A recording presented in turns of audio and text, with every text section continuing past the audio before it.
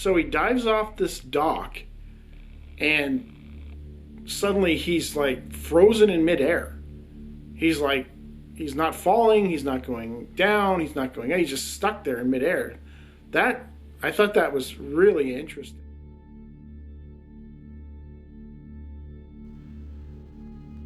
A family get-together had just wrapped up, and Mrs. Charles A. Green and her niece Surette had stepped outside of the small cabin to take in the night air.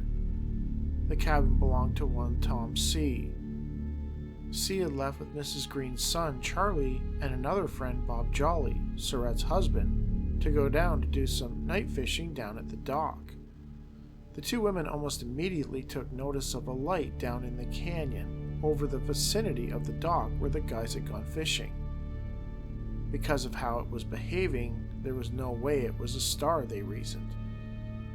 After staring at it for approximately 20 to 30 minutes, debating with each other on what it might be, the light then seemed to turn and began heading straight for the cabin, straight for the two women. The remaining partygoers were inside cleaning up, so Mrs. Green and Surette were the only two eyewitnesses to this amazing sight. The object slowly approached them, veering to the west, and then came to a rest on a knoll above the C's cabin and near his uncle's summer home. This knoll was about 70 yards from where they stood, and so Mrs. Green and Surette stepped off the porch and began walking towards it. Mrs. Green got about halfway and then stopped. She had no desire to get any closer. Surette had the opposite reaction. She recalled feeling that the object was, quote, beautiful, and she wanted to get closer. She charged off, leaving Mrs. Green in the dust, running directly at it as fast as she could. For some reason, she recalled desperately wanting to, quote, catch it. As she drew closer, the object changed color from red to white to purple to green. She also felt the haze of static electricity. Her hair crackled and she began to feel the heat which seemed to be emanating from the craft. Surette estimates that she got to within 50 feet when the craft made a lurch upward and hovered above her for a moment. It then did a circular loop, stopping 400 to 500 yards away, right next to their summer home, and then shot off into the dark sky. Surette could not estimate its size. The women immediately rushed inside and told the others. Soon, through the windows, they could see the lights from Charlie's car approaching the cabin. Surette ran out of the house and up to them, shouting, "You saw it, didn't you? You must have seen it. It was over you for a long time."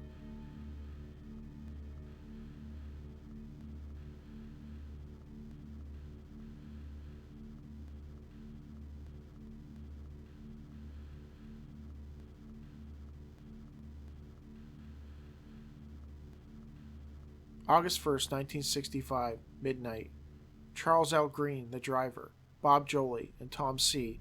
had just left the family get-together, which was being held at Tom's cabin, which was located on the southwest rim of a canyon known as the Palo Duro Club, to drive down to the family dock located on the Palo Duro Creek, approximately 3/4 of a mile from Tom's place. The first sign that something was amiss occurred as Charlie drove from the main dirt road onto the trace of a road that went the final 80 feet to the family dock. His 1964 Chevelle stick shift suddenly died.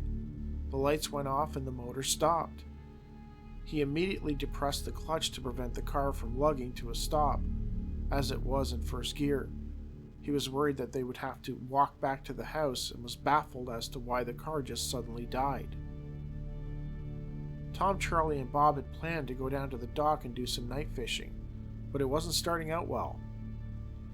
The guys ultimately put it out of their mind and headed down to the dock with their fishing gear, flashlights, a small radio, some cups, and a 1-gallon jug of beer. Eventually they got their hooks baited. They turned off their flashlights and settled down to do some fishing. Within minutes, their eyes began adjusting to the darkness. That's when they first noticed some strange lights off in the distance above the canyon rim. In the darkness, the three men could make out red and white flashing lights almost directly in front of them. Bob asked Charlie what he thought they were, and he replied that maybe a police vehicle was parked on the canyon rim, and they were seeing his red and white gumball reflection. They noted that there was a buzzing noise, which they attributed to Tom's portable radio making noise.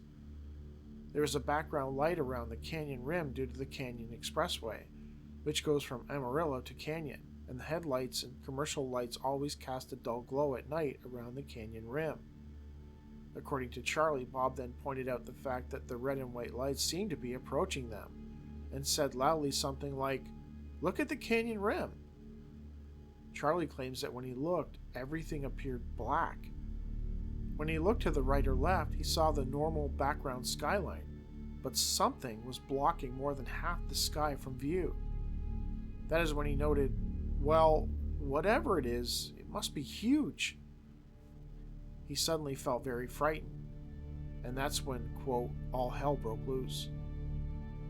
A piercing bluish-white beam, with the size and intensity of a searchlight, suddenly turned on, both scaring and blinding them, and Charlie could tell that whatever it was approaching, as the beam seemed to wobble and grow even larger.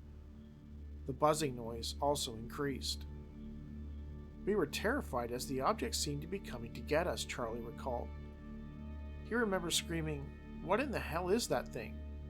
and decided that, to avoid it, he would dive into the lake, 12 feet below the dock. Just as he was preparing to go over the side, for some reason he found himself sitting down beside Bob, who had himself stopped yelling and had just sat down. As Tom was behind them, Charlie does not know what he was doing, but sat unable to move anything more than his eyes. He was no longer frightened and wanted to discuss the whole thing with Bob, but couldn't speak or move. They remained in this position for some time and could see the light begin to dim, until there was only the buzzing noise and the red and white flasher. While in this position, Charlie felt as if someone had begun to stare at him from behind, which gave him a very uncomfortable feeling, but he could not turn his head. He could see Bob next to him if he rotated his eyes left, however. After a while, the object moved from right to left across Charlie's field of vision, with the red-white light flashing. It did not seem to turn but changed direction and moved away from them slowly, as far as they could see, toward where Tom's summer cabin was. It was heading towards where the family was having their get-together. After a while, the men found that they could move again. Any desire they had to do some night fishing was gone. They quickly gathered up their gear and alcohol and made for the car. Bob made some offhand comment like, "Wonder what that was all about?" No one replied. They put everything into the car and then turned on the lights and the key, and everything started up fine. They drove up to the cabin. Charlie recalled feeling wide awake, like how you feel after 8 hours of sleep. When they arrived at the cabin, Bob's wife Surette came running out of the house. "You saw it, didn't you? You must have seen it. It was over you for a long time," she asked them excitedly. Bob and Charlie admitted that they had seen it. Tom acknowledged that they had seen a bunch of lights, but he wasn't sure what they were. The experience never sat well with Charlie, who eventually reached out to the Aerial Phenomenon Research Organization, or APRO, to tell of his story, which appeared in the June 1983 issue of the APRO newsletter.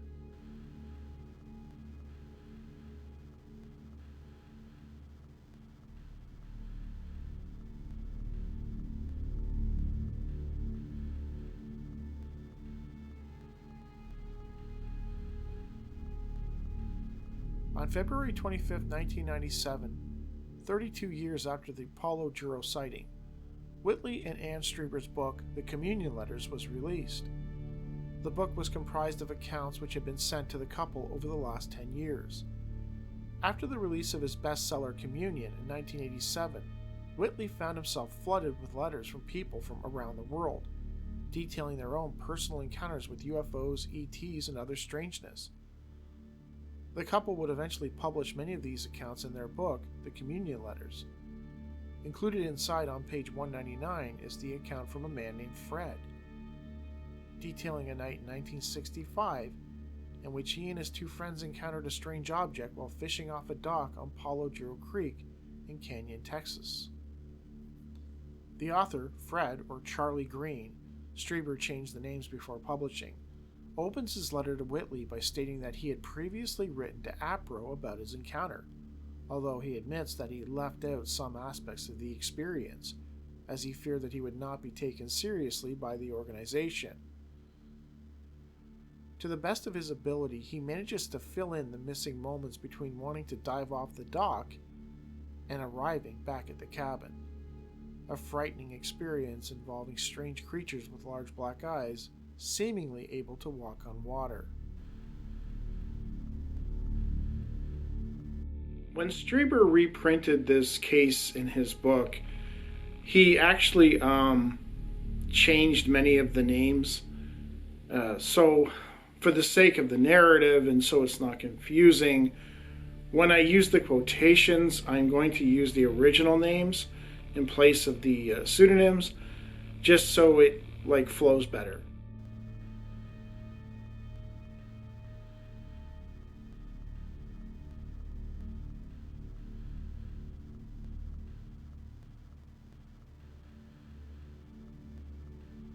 Charlie's account begins the moment the light moves down and the realization sets in that the object is coming for them, like a giant skyfish swooping in on a baited, squirming meal. The craft was rapidly approaching, and I was preparing to dive off the dock into the lake, 12 feet below. The dive might have been fatal, or resulted in grave injury. The lake being low, I would have wound up diving into water 1 foot deep. I had my foot on the front edge of the dock, which was about 2 feet high. I felt that I could dive into the water under the craft and hide in the weeds in the lake.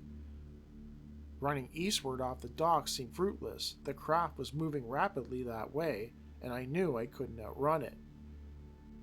With my left foot on the top of the 2 foot high wooden front edge of the dock, I began to push off and up so I could dive over the side of the dock.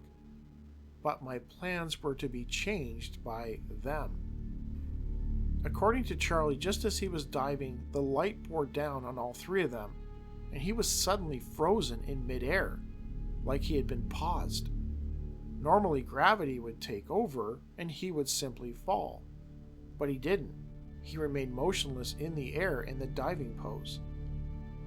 The light, something, then moved him and the others onto the beach seat, a small wooden plank that ran the length of the dock.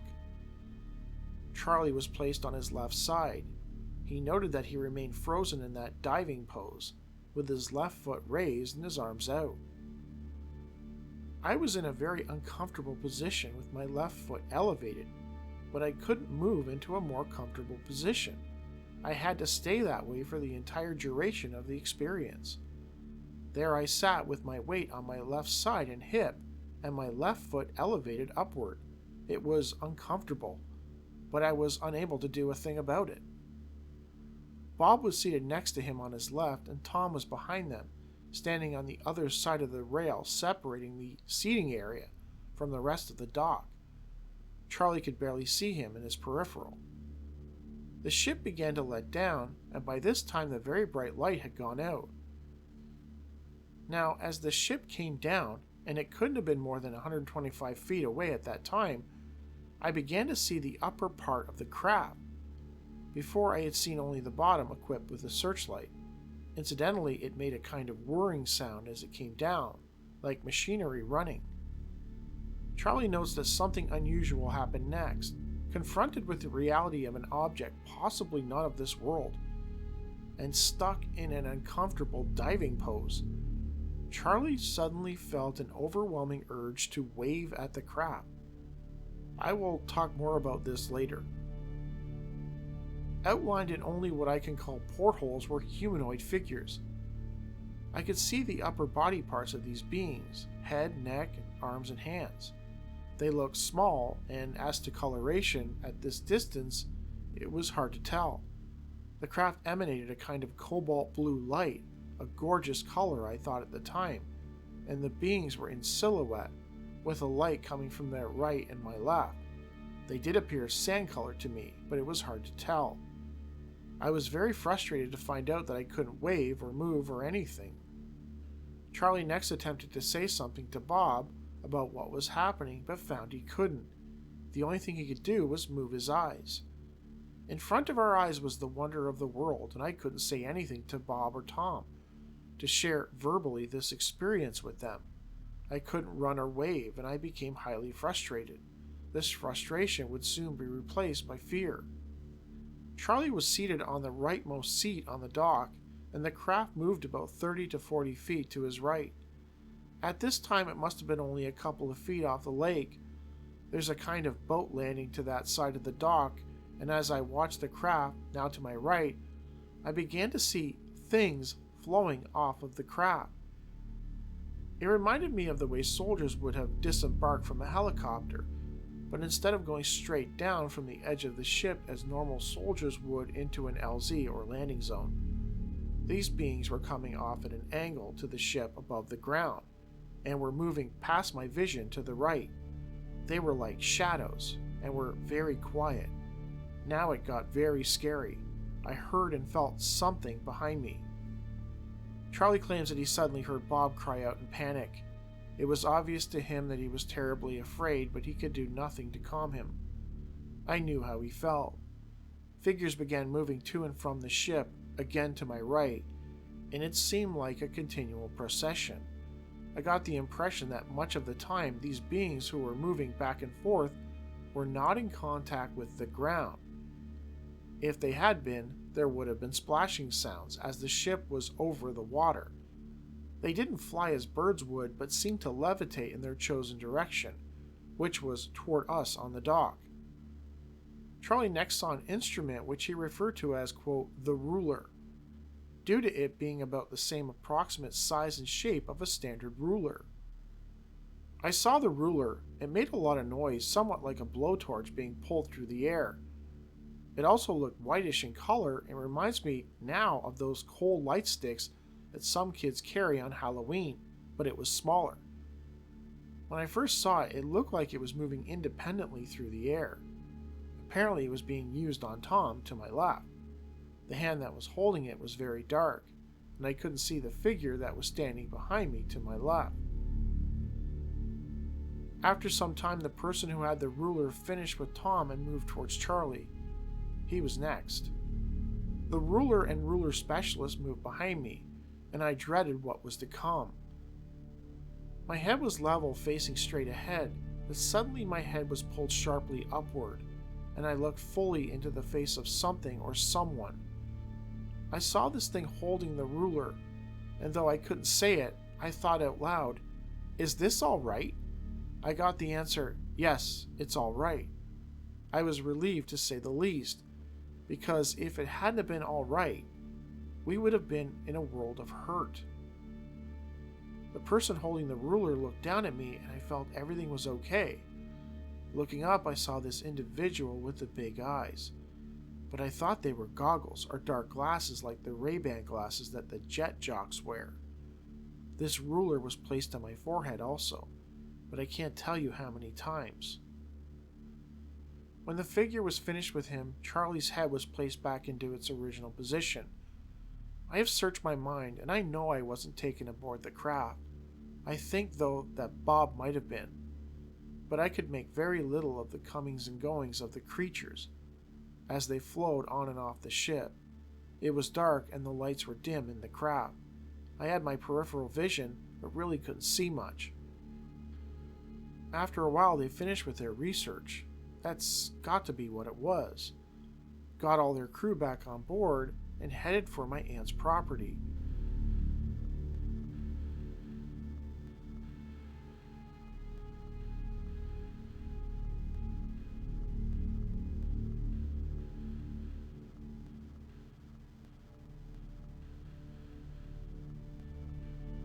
When the men returned to the cabin, Bob's wife Surette rushed out to greet them.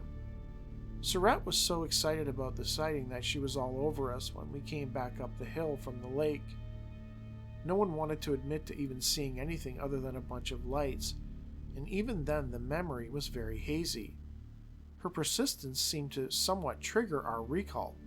She kept at us, and we began to recall much of what had happened. As the years go by, I can recall more and more detail, I can now definitely remember that when I wanted my head to stay, it was tilted rudely upward and to the left. I was forced to confront face to face the horrors that had been stalking behind me, and was greatly relieved to see that this person was friendly, not really as ugly as one would imagine an entity to be.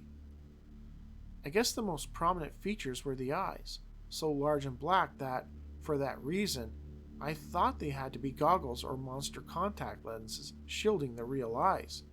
They were just not in proportion to the rest of the body. Surette told them of how she had run up on the object, and that as she approached, she began to feel a sense of love and friendship, as if the craft was emanating this. Charlie in his write-up noted several odd things, like his sudden desire to wave, how he thought the being that examined him was, quote, friendly, even referring to it as a, quote, real doll. This, of course, seems to contradict everything else about the experience, including, as Charlie intimated, that had the test, if you can call it that, not gone well, then he and the others would be in for a, quote, world of hurt. What did that mean? That certainly doesn't sound friendly to me. To be blunt, Charlie and the others were lab rats, partially sedated and forced to undergo an examination that they did not consent to. It seems apparent to me that Charlie and Surette and the others were being manipulated to feel a certain way. In the case of Charlie, it remained even in his retelling to Whitley, years later. I don't believe the beings Charlie and Bob and Tom encountered were friendly. I sensed that they were merely indifferent to the situation. They had a job to do and they did it. If we as humans had the technology to flood the animals we experiment on with thoughts of love and kindness, we would employ it too, if only to keep the animals at bay during the process. What these beings might have been looking for is unknown.